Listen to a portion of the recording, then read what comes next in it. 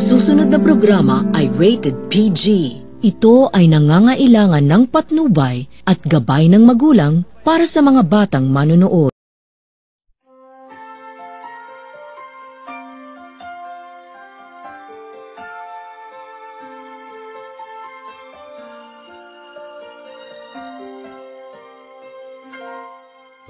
Nagawa mo na bang maghintay para kanino? Sa sarili? Sa ibang tao? Gaano katagal? Segundo? Minuto? Oras? Araw? Buwan? O di naman kaya'y taon? Kung kaya mong maghintay ng ilang oras, meron ka lamang pangangailangan. Ngunit kung matyaga kang maghintay kahit na panghabang buhay, iyon ang tiwala at pagmamahal. Tunghayan natin ang buhay ng pamilya Gatimbak. Sa likod ng kanilang mga ngiti ay may nakatagong pagod at sakit sa kanilang mga puso.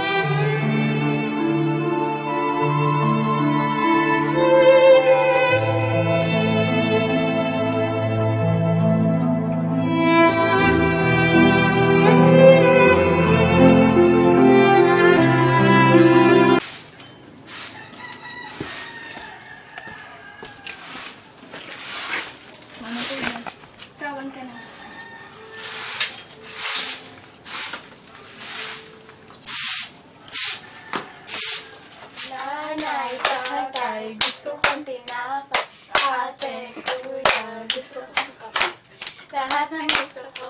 Ano gagawin ko? Kinikilig ako sa'yo eh. Oo na nga, mamaya. Sige, sabihin ko mamaya.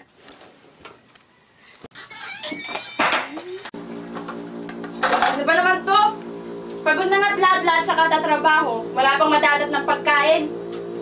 Ano na naman ba sinisigaw-sigaw mo dyan? Ang ingay-ingay mo, may kausap yung tao. Eh, wala kang trabaho sila inay at titay, diba? Saan tao ko ng pagkain? Kaya nga naghahanap ng trabaho, di ba? Madadadat kita dyan, nakailata ka, wala kang ginagawa. Aba, sumusobra ka na ata, ate. Hindi porket ikaw nagpapalaman sa amin. Ate, puro na lang kayo away. Wala namang may kasalanan sa inyong dalawa kung bakit wala tayong makain eh.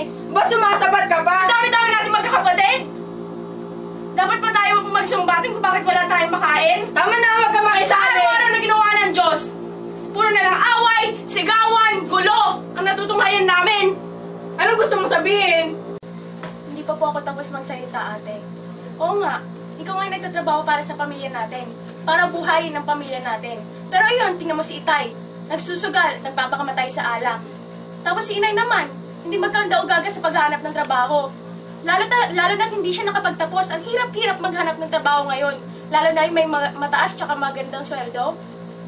E tanong mo rin si Inay ngayon, kung anong ginagawa niya ngayon. Alam niyo ba yon? Saan ka na naman maggaling, Inay? Wala. Sa labas lang may ginawa. Ano bang nangyayari dito? Mary, hindi ka dapat nakikisagot sa mga usapan ng mga matatanda. Lumayo ka na at hanapin mo ang itay mo at kapatid mo at bihisan mo na. Papahinga na ako, wala rin naman patutungan tong usapan dito eh.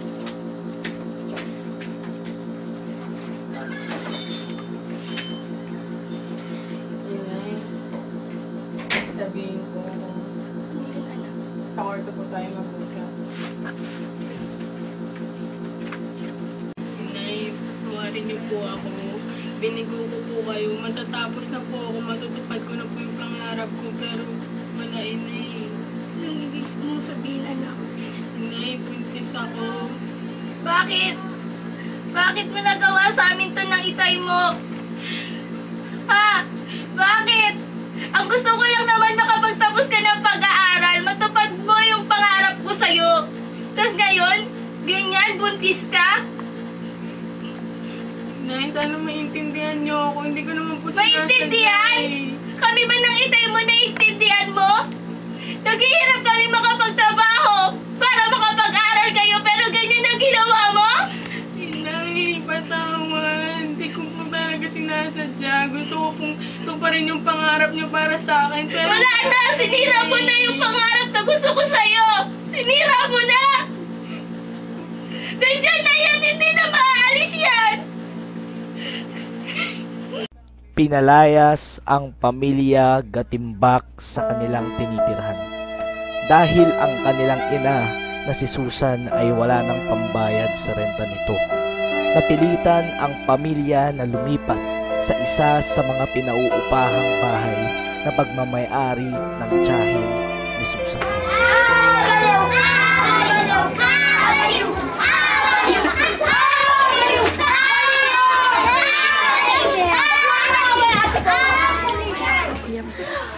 Nanay, si tatay! Nanay, si tatay! Ayaw mo yung tatay mo yan. Andan na si tatay! Bakit ka iyak? Nabawing lang ako, anak. Kanina nagdilinis si nanay. Hoy, babae! Ano ba, Bertie? Nasasaktan ako! Halika ka rito! Ano na lang Hinaya mo na naman yung anak mo! Di ba ang sabi ko sa'yo, bantayan mo ang kapatid mo? Yan tuloy, ako na naman nasisi ng tatay mo! May ginagawa po ako sa labas eh. Dapat sinabi mo sa akin, di ba? Na may gagawin ka. Eee!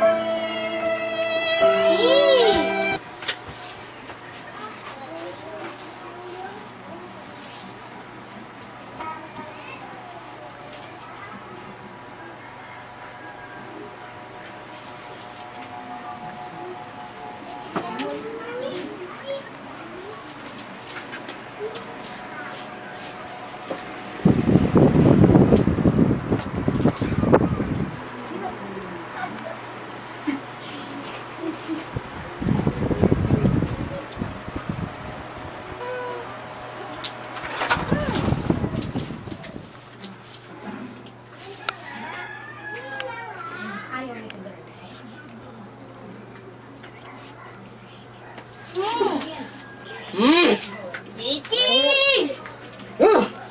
Giting ka! Ano ba yun?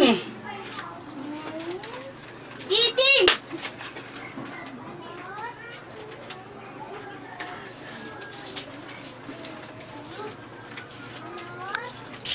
Oh! Yan ba yung anak mo? Nagkakaganyan! O ano? Kasalanan mo yan! Ako na naman? Ako na naman? Laging ako? Ako na naman ba?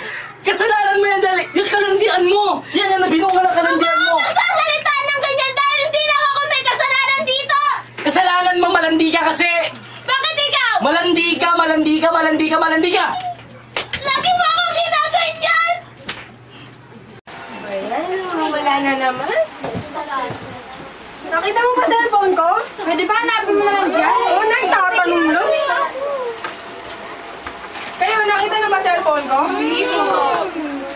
Saan ko na lang ba ng video? Mapakalamero kasi kayo eh. Alis na dyan. Bakit punta ka na?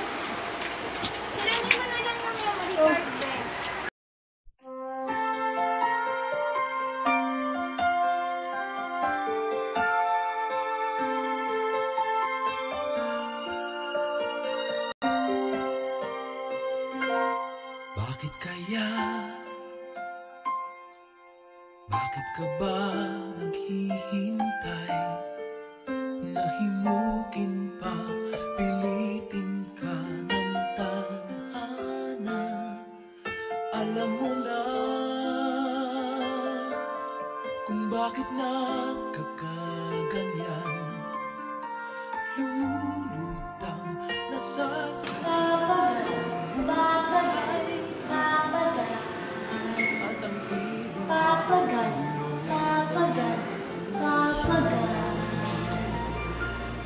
Papagal, papagal, papagal, papagal, papagal. Love na love ko si Papagal, papagal. Ano ba yan? Hindi ko talaga makita. Ako ba kasi Unay, ano yan? Oo nga pala, nasan yung kapatid nyo? Si Osa. Nasa labas ata. Hindi Kanina, na kanina. kanina. Nangungulit pa nga.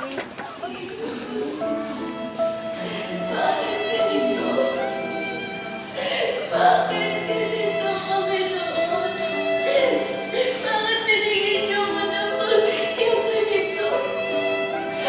Ang asawa ko, natinggero. Ang anak ko, hindi ka makasundo. Panginoon, bakit ganito? Hirap-hirap na ako. Hirap-hirap na ako sa buhay ko ito, Panginoon. Panawarin niyo ako ano masasabi ko sa inyo, Panginoon. Pero kaya nagbigay ng pamigay ganito sa akin. Bakit ganito, Panginoon?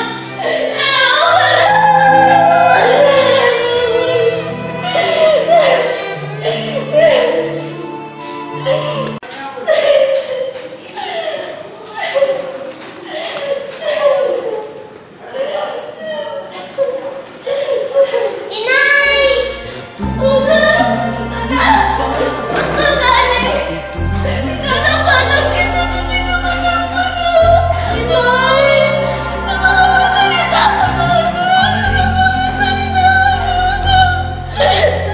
Agad sumusuko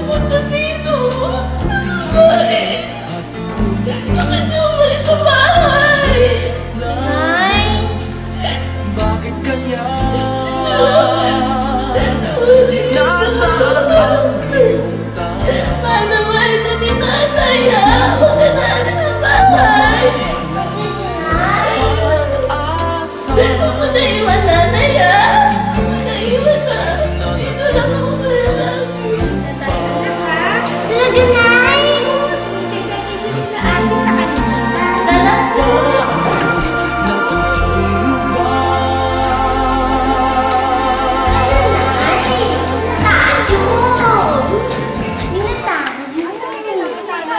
Hindi, gamot lang ata ito ni Osa. Wala eh. Wala akong kwenta talaga. Lagyan mo na nga nila. Ay, nandyan na naman siya. Ano na naman ba yan? Lagi ka na lang lasing. Pakialam niyo ba? Ay, naku, tay. Patayin niyo na nga yung TV. O, tay, ano na naman nangyari sa'yo? Lasing!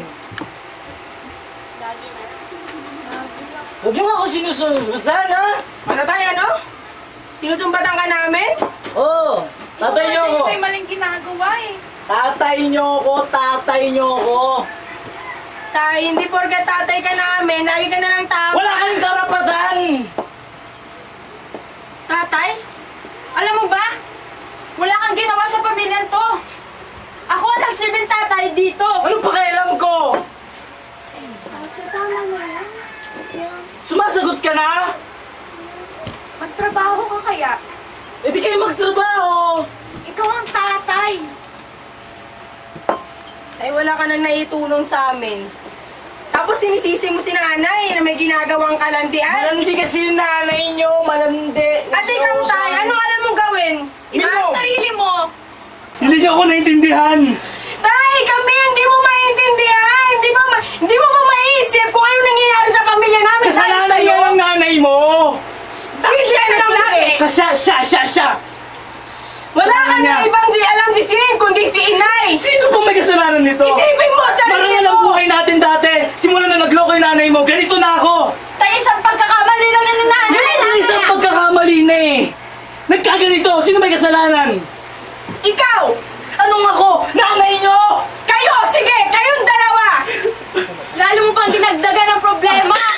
Kaya resulta ng mga pinagdagawa mo. Sa'yo tayo.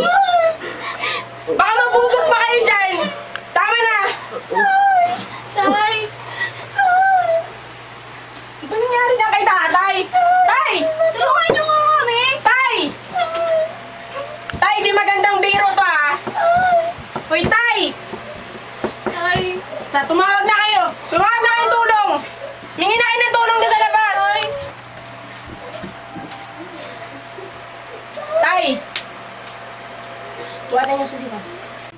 Tay! Uy, Tay! Tay! Gumising ka nga! Tay! Tay! Ano nangyayari dito? Ayan na. Berting! Berting! Ano nangyari sa tatay niyo? Berting! Tumawag kayo! Dali! Tatay niyo! Berting! Anyari! Namatay si Berting dahil sa sakit sa puso. Malungkot mawalan ng isa sa mga miyembro ng pamilya.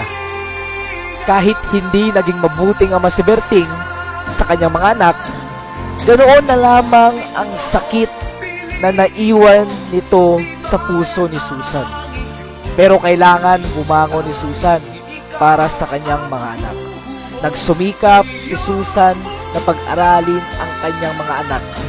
Pinag-iipunan niya ngayon ang pagpapagamot kay Osang para sa kanyang therapy para malunasan na ang kanyang Down syndrome. Ito ang buhay ng pamilya Gatimbak.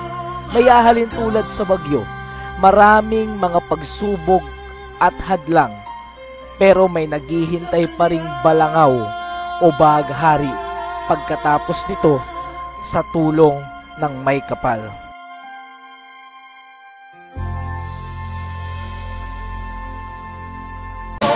Pilitin mo, di bayan ang iyong puso. Tanging ikaw ang huhubog sa iyong bukas. Huwag mo sanang akalain na tutulong pa ang Diyos.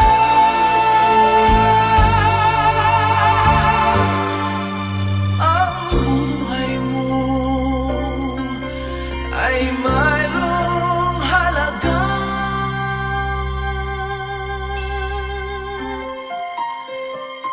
Sa Kanya